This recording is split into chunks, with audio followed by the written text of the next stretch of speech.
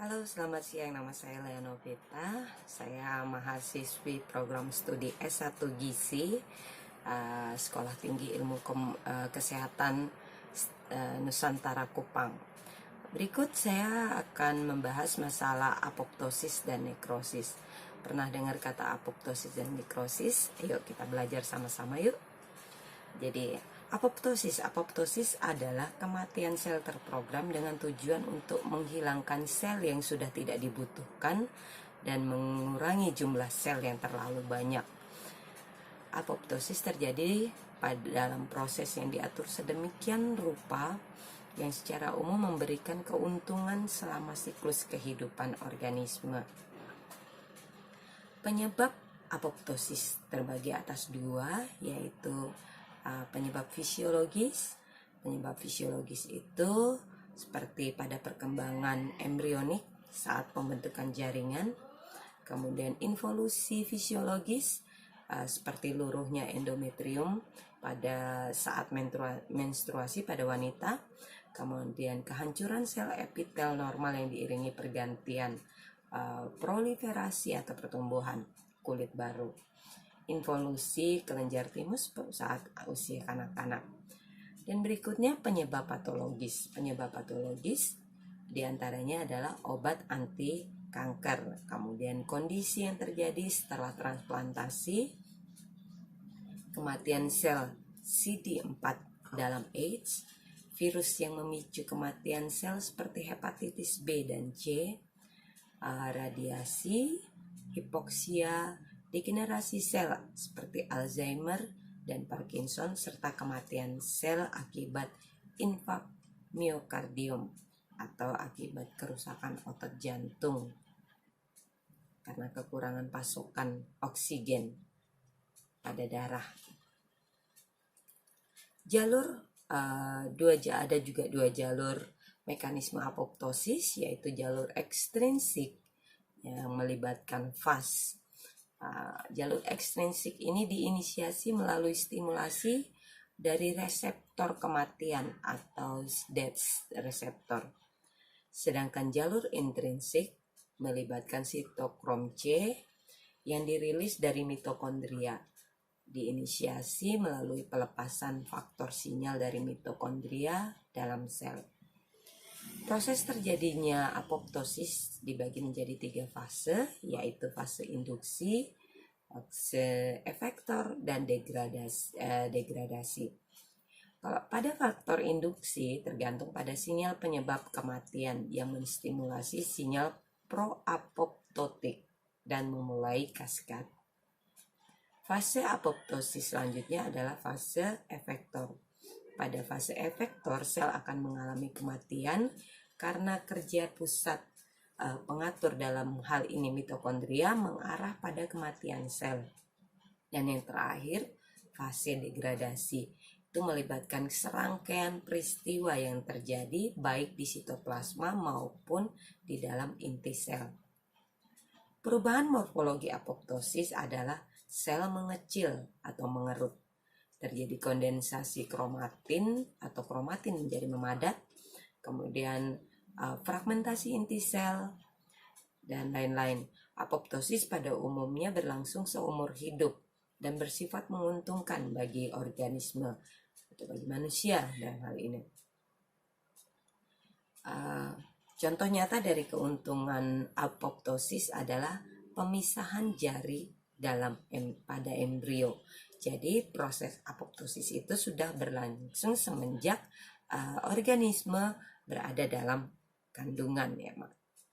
Apoptosis yang dialami oleh sel-sel yang terletak di antara jari menyebabkan masing-masing jari menjadi terpisah satu sama lain. Bisa dibayangkan kalau misalnya hati kita waktu itu tidak mengalami, pada waktu embrio itu kita tidak mengalami apoptosis, maka tentu jari-jari kita sudah akan seperti katak yang menempel satu sama lain. Apoptosis, maka sel dapat memecah secara tidak terbatas dan mengakibatkan kanker. Oke, berikut mengenai nekrosis. Kita lanjut ke nekrosis, jangan bosan ya, tetap bersama saya. Nekrosis adalah bentuk cedera sel atau sel yang terluka akut yang mengakibatkan kematian dini sel dalam jaringan hidup dengan autolisis.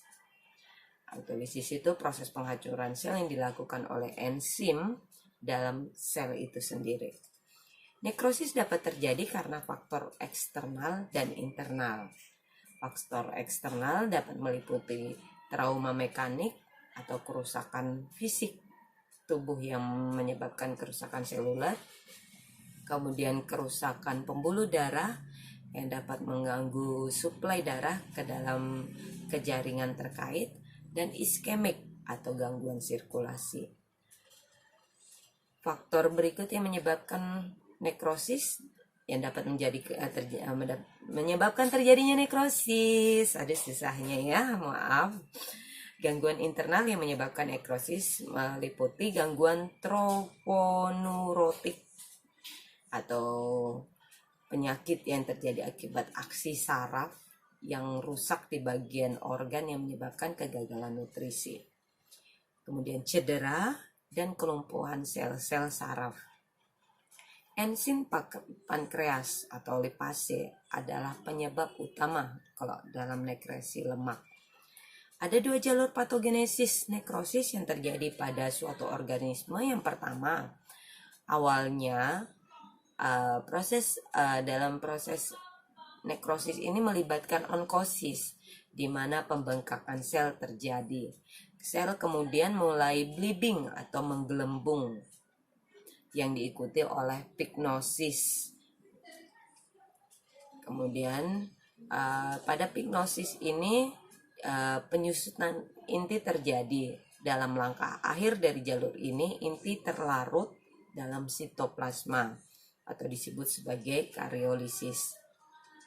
Jalur yang kedua adalah bentuk sekunder nekrosis yang ditampilkan terjadi setelah apoptosis dan bleeding.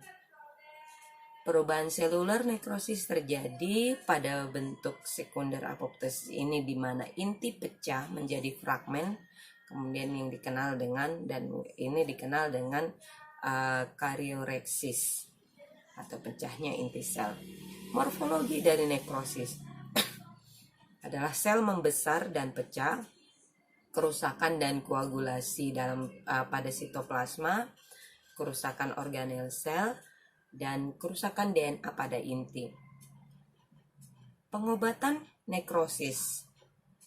Sebelum melakukan pengobatan terhadap nekrosis, alangkah baiknya kita mencari penyebabnya dulu, penyebab dari nekrosis itu. Karena saat kita sudah dapat menentukan apa penyebab, maka penanganan akan lebih mudah dapat diatasi gitu maksudnya. Ya, pengobatan untuk mengatasi nekrosis adalah debridement, yaitu penghilangan jaringan mati dengan metode bedah atau non bedah, tergantung dari tingkat keparahan nekrosis.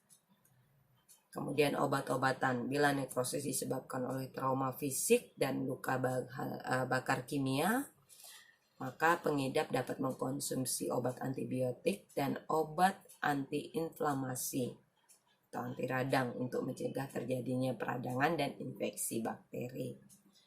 Kemudian obat anti racun. Bila nekrosis disebabkan oleh gigitan ular, maka konsumsi anti racun bisa dilakukan untuk menghentikan penyebaran racun dan obat antibiotik untuk menghambat infeksi. Lalu antioksidan.